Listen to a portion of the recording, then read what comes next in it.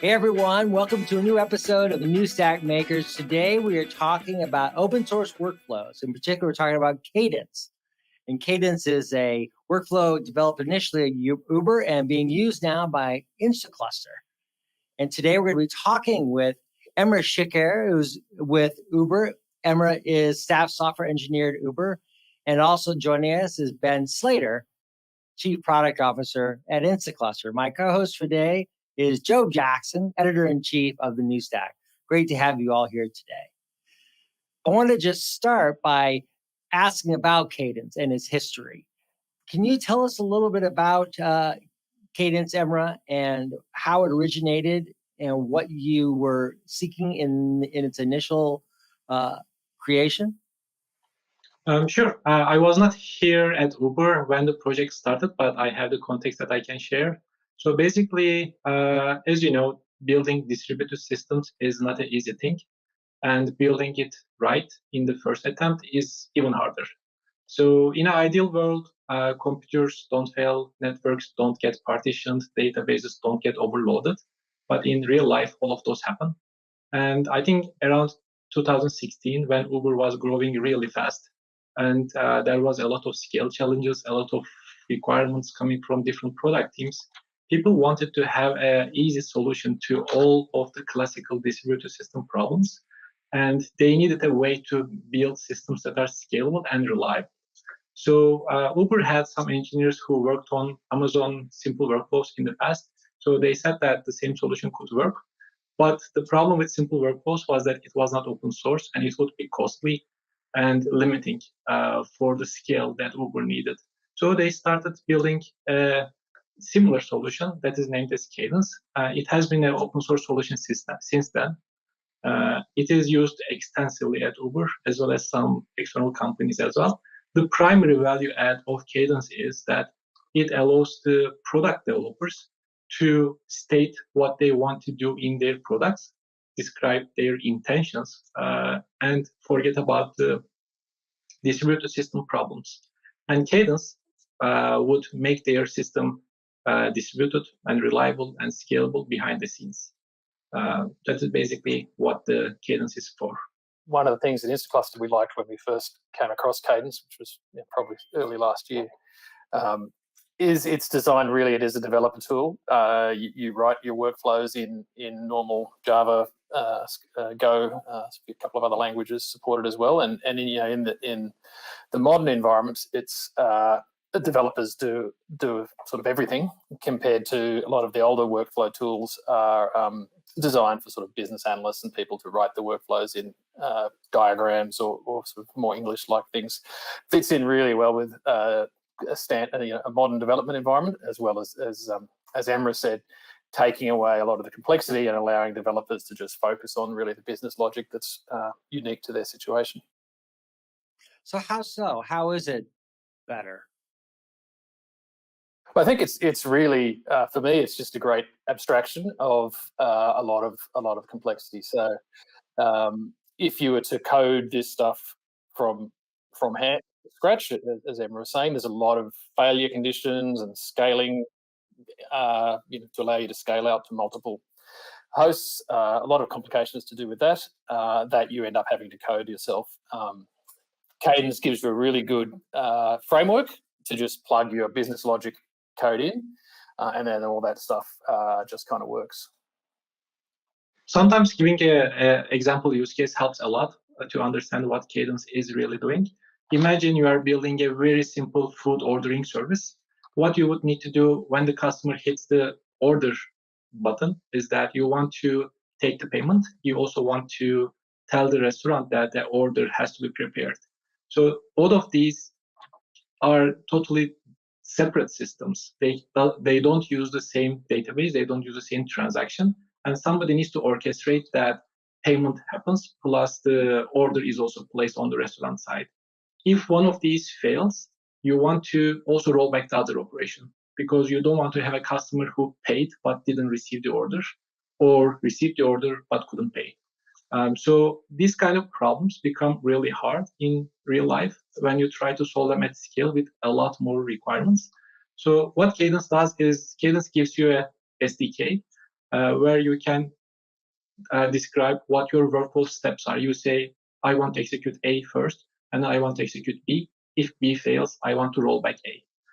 And in a traditional world, in a very low-scale system, you would basically put all these writes into a single database transaction, and it would be as simple as that.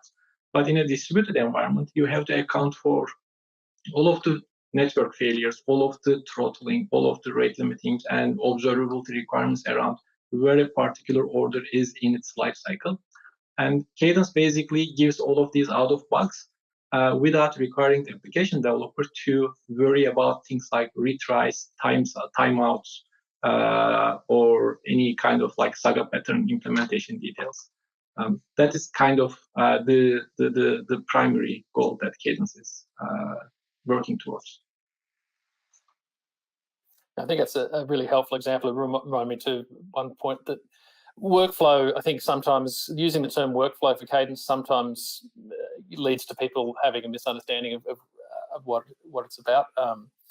It certainly can do workflows in the traditional sense of the word, but I also use the term microservice orchestration, just a distributed system environment.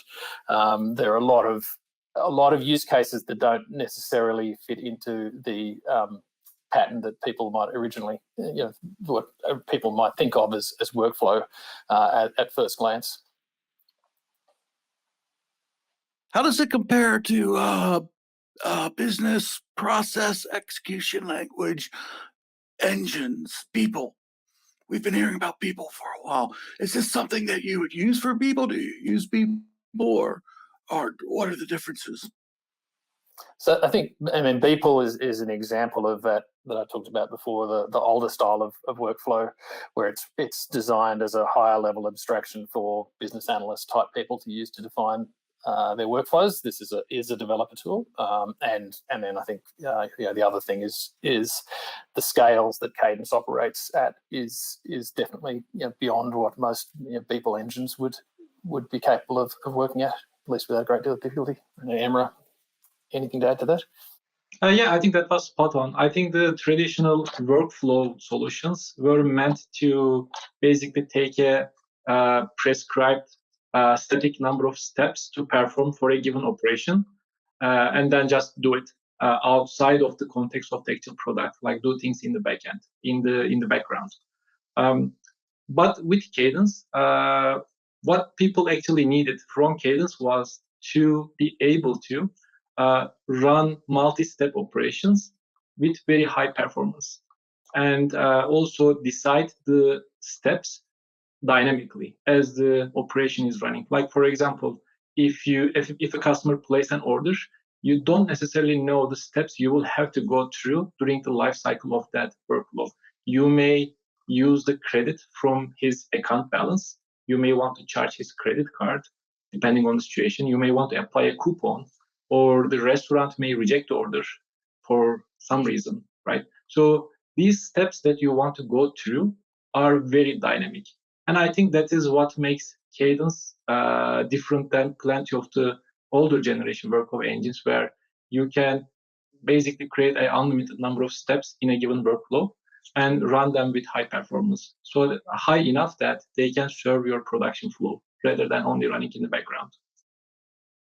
Yeah, I'd say to me, it sort of just reflects the modern world as well, that today we expect developers to be able to understand the business, to work directly with the business, and Cadence is a tool that then allows them to express that understanding in the languages that they're familiar with, which is the development language. Whereas in the old world that Beeple was designed for, you always had those layers of business analysts and those kind of people, because we thought developers needed to just write code and not worry about talking to the business. Whereas the modern companies, Uber being a great example, very, very close alignment between developers and a deep understanding of the business problem.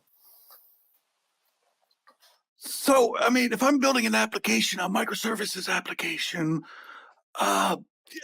is it that, how do I get what is the relation to the Cadence and the different microservices? Do I need to implement that across all the microservices, or how does this work? Architecturally, how does it work, I guess? Yeah, so basically what you do is you define your sequence of operations as a workflow, which basically says that when I begin, this is the first thing I want to do. And then when it completes, I want to do this. Sometimes you can define parallel operations, or you can put a sleep that can be as small as 1 second or as large as 10, 20 years. It doesn't matter. So basically, you just define what you want your workflow to do. And then Cadence SDK is going to keep track of your intentions in the workflow code. It will see that you want to start an activity, and then it will talk to the server side, Cadence server side, saying that this workflow wanted to start this activity. And then the Cadence server knows the intent before it attempts running the code. And then it is going to dispatch that task to a random worker in the worker fleet, saying that, can anyone run this task, basically? And then when one of them runs the task, Cadence server is notified, saying that this task is done. It will talk back to the workflow, saying that the function that you tried to run is completed, and this is what it returned. And then the Cadence workflow will just like move on to the next step. When you look at the code, it really seems like a single-threaded application. You are just like starting a function using some interface, some abstraction. And then behind the scenes, a lot of database records are inserted, some queues are populated, some pollers are going to fetch the tasks. So the impact on the application developer is that they write an application that looks like a monolith, but it actually is a distributed system. And if any machine, any worker goes down in their Cadence workflow scope, it does not affect the workflow's result at all. It may only affect the latency of the workflow because Cadence server needs to realize that your worker died and it needs to start another worker. But when another worker comes to pick up where the previous one left off, it will only resume from the line of code that the previous worker died. So it does not start things from scratch just because a machine failure or some network issue has happened. Could I call it a workflow orchestration engine? Yes, we usually call it as a workflow and microservice orchestration engine. How does it work? And you ran a post on the news stack written by the both of you on Cadence workflow engines for taming complex processes. And what you say primarily about how it works, it preserves the entire state of an application in durable virtual memory, not associated with any specific process. How is what you described up to this point reflective of how Cadence works? Yeah, so there is a design pattern called as event sourcing. So the idea behind event sourcing is that you may not know the current state of something, but if you know the sequence of events that happened in the past that led to the current state, you can reconstruct the state. Like, for example, a user opens a bank account. On day 0, they have 0 balance. The next day, they put $100. Next day, they took $10 out. The following day, they put another $20. So their account balance is $110 now. But assume that you lost this information. You don't know how much this person owns, but you know what they did in the past. So basically, you can get all of the history events that say that I started with 0, put 100, remove 10, put another 20. So you know that the customer currently has $110. So how that translates into Cadence is that anytime a workflow tries to run an activity, we record that on the database saying that this workflow wants to run this. And then when the activity is completed, we also record that as well, saying that this activity has completed and produced this result. And then the next activity happens and we produce the same kind of like event log as well. And if your workflow crashes, so let's say you had a variable in your memory that said the number of items ordered is 3, right? Let's say we lost that information. The worker died and it is no longer in the memory. So what a random worker is going to do is to fetch all of these history events. It is going to go through the events one by one, saying that it ran activity A and then activity B, and then it scheduled activity C. But before activity C came back, it died. So you know that this is exactly the line of code that you are supposed to run from. You also know how many steps you went through and how many food items have been ordered by that time. So that is what we mean by the state is preserved by Cadence server.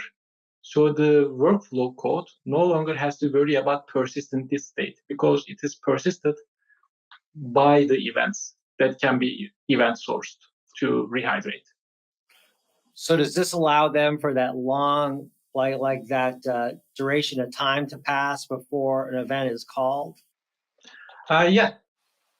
Yeah, that's right. If you do a, Emrah gave the example of you could have a sleep for 20 years in the middle of your workflow code. Obviously, you can't just sleep for 20 years and leave a process running and hope that the server doesn't reboot. So that's because all of the events that led up before you get to that sleep have been saved.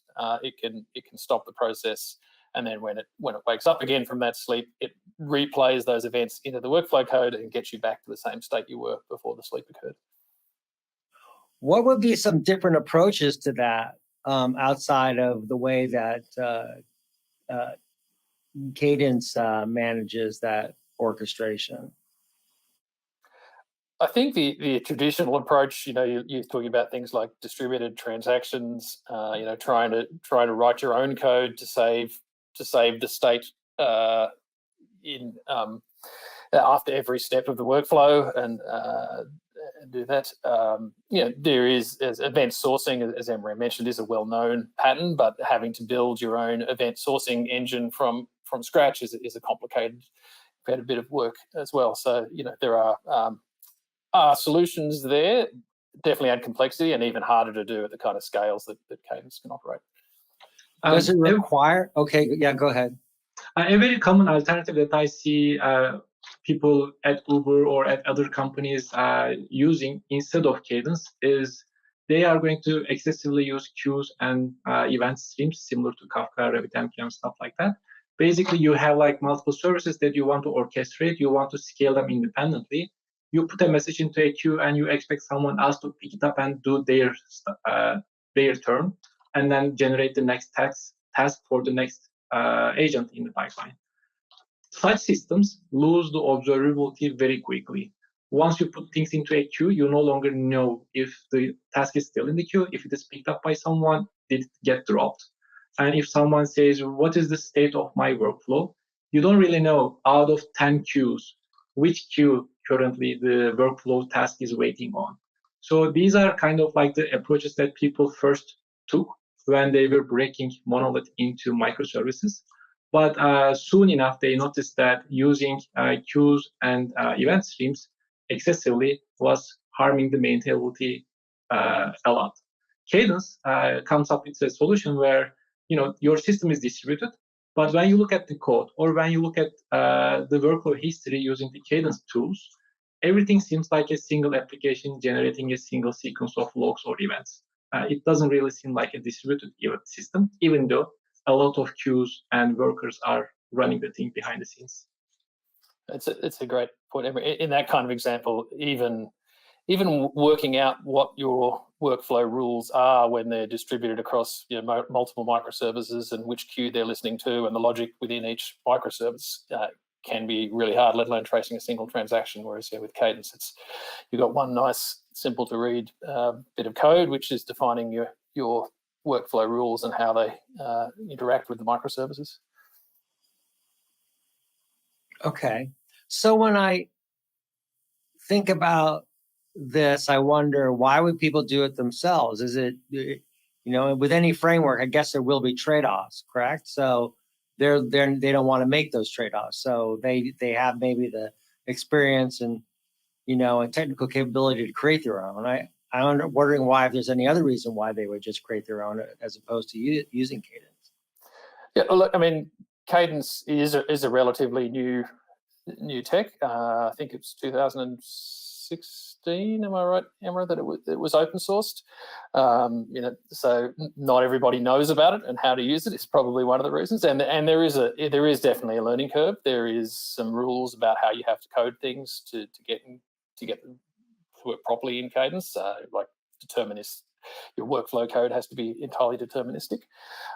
So one of the big pieces of advice I typically give is, if you've only got one small workflow requirement, then all the overhead of learning how to code in Cadence and then learning how to run Cadence is probably not going to be worthwhile. But it's not until you've either got lots of workflow type requirements or a need to go at the highest levels of scale that it makes worth the investment to learn how to use Cadence. Would be my view. Do you need a data store? You do. I mean, it is like a lot of these tools. There is complexity in the operations side as well, which is where we're coming into it from Instaclustr to make that easier for people, because you do need a database. So you need to be able to run Cassandra, Postgres, MySQL. There's a few different ones supported at production. Production grade. You need OpenSearch, Elasticsearch, and Kafka to take full advantage of the features underneath Cadence. So there's a reasonable bit of complexity there to get it operating at production grade levels, I'd say. So what are you introducing as part of this? And Job, then I'll stop there. Yeah, so Instaclustr, our managed platform, we already have Apache Cassandra, Apache Kafka, OpenSearch, a few others as well available on the platform. We've been running them in production for some very big customers and some very small customers for 7 or 8 years now. So we certainly know how to run those backing infrastructure at full production. So we're adding a Cadence offering to that, which will take advantage of those production ready things we proven technologies we already have there. Will allow you to come in, like our other offerings, fill out a form, use an API, have a fully production ready cluster up and running in sort of 15, 20 minutes, and then backed by our 24/7 support and operations. So that whole pain of how do I get this thing prod ready is taken away for you, and you really just have to write your code. While you still have the surety of knowing that it is all open source code that's running, and if you did want to run it yourself, there's no sort of hidden proprietary magic in there that's going to make that impossible. So it's primarily a service, a cloud service. Instaclustr's offering is. Cadence itself is an open source piece of software under the Apache 2 license that anybody can, MIT license, I think, isn't it, Emrah? No, it's MIT. MIT, yes, MIT license. I got that wrong. MIT license, but it's still a very open license that anyone can take and run themselves wherever they want. But Instaclustr's offering is a managed platform, a managed service. But there was originally a connection with the AWS Simple Workflow engine. Yeah, the service. Yeah. Yeah, the approach to the problem is basically first, I think, brought by Simple Workflows. I have not used it personally, but I know that even the Cadence SDK initially was very similar to the AWS SDK, and perhaps some code was even by using the open source licensing was added to the Cadence SDK. So the semantics were the same, but over time, Cadence also evolved. Probably Simple Workflow has also evolved. I would say that the way they attack the problem using event sourcing and a rich SDK is kind of what makes them a common thing. And the biggest difference of Cadence compared to Simple Workflow is that it's an open source solution. And I know a lot of companies that are using Cadence just because it is open source and they are able to control it and run it themselves. So let's talk a little bit about how do you see Cadence being used or Instaclustr being used out in the community? What sorts of applications are developers using it for? Beyond, of course, Uber and some of the other big name customers. You mean use cases? Yeah, so when you get familiar with how Cadence works and what it is able to do, you notice that you can use it in a lot of places. So let me talk about Uber. At Uber, it is used for the top tier, most critical infrastructure services, such as storage provisioning, health monitoring, deployments, and stuff like that. Some business critical operations, such as placing orders or making money movements from account to accounts, or some background processes, such as monthly statement generations, or sending push notifications to riders after a certain amount of period of like taking a ride and stuff like that. All of these things that are either event driven or time driven, or they're just like super quick, but eventual consistency is really important. All of these use cases are very good fits for Cadence. Like for example, before joining Uber, I was working at a different company where we really needed some solution to solve our distributed system problems, we looked at all the options out there, and we saw that Cadence was the one that scaled the best.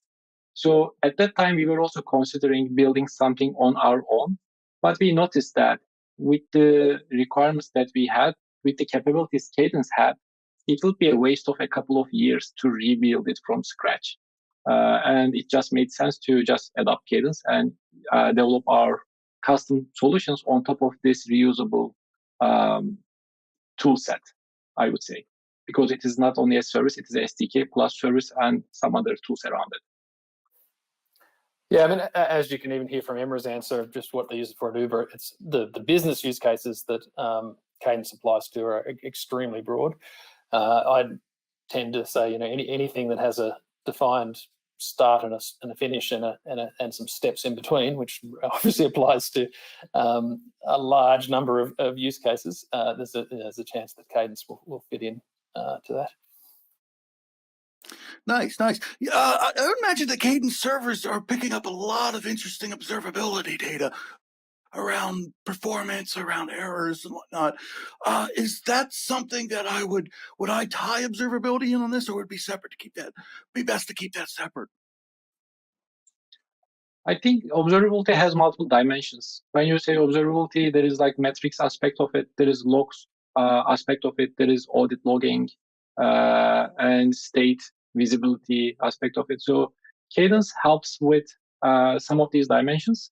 It is not going to reduce your need. It's not going to replace a good metric system. It is not going to replace a good logging system, but it gives you a lot of things out of box. Like for example, for a workflow, you get the workflow history that is shown to you using another open source project that we have called as Cadence Web. It is going to fetch the history and show you in a web page where you can see what happened to your workflow step by step. And then there is also a lot of native metrics that are emitted from not only Cadence server side, but also your Cadence worker side, since you are using the SDK. Those metrics are going to be a good starting point to understand how loaded your workers are, how busy your business processes are, and are there things that you want to optimize further or increase capacity, add more workers. I think Cadence overall gives you a good starting point of logging, state visibility, and metrics. And of course, there is going to be always cases where people want to add their own custom visibility tool or integrate into their own tech stack that they have in their company. We try to make Cadence as flexible as possible, as pluggable as possible, so that those things can be added as well. But it gives you a perfect starting point, basically. I was going to say, one of the more interesting community contributions that I know is in the works for Cadence is the ability to, those events that Emrah talked about that get saved at each step to emit those events to a queue as they occur, and then then obviously once they're on the Kafka queue or so forth, you can consume them wherever way you are. So that'll, I think, be really interesting to see what people do with that, but give you really great insight into the steps that are going on through your workflow if there's a use for that. Hey, something else I saw on your blog that you are looking at GRPC as an alternative to some of the client libraries. We've been covering GRPC a bit lately. What are the advantages of GRPC? How could a developer work that into their own development? Yeah, GRPC is basically, Cadence on the server side is basically 4 different service roles that have a pool of machine per role. And all of these are talking to each other using some network stack. Plus, the Cadence workers also need to talk to the Cadence server side to persist what they are experiencing. So all of this communication was using T-Channel, which was another open source networking stack that was gaining popularity earlier. But nowadays, GRPC has become so much more superior that there is a lot of tooling available in the community when your networking is basically using GRPC.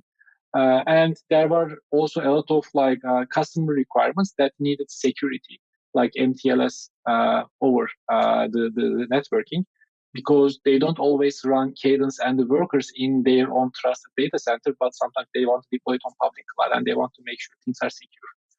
The security requirements plus the tooling aspect of the GRPC ecosystem made us basically swap the T-channel stack in Cadence and replace it with GRPC so that it is easier for users to manage it.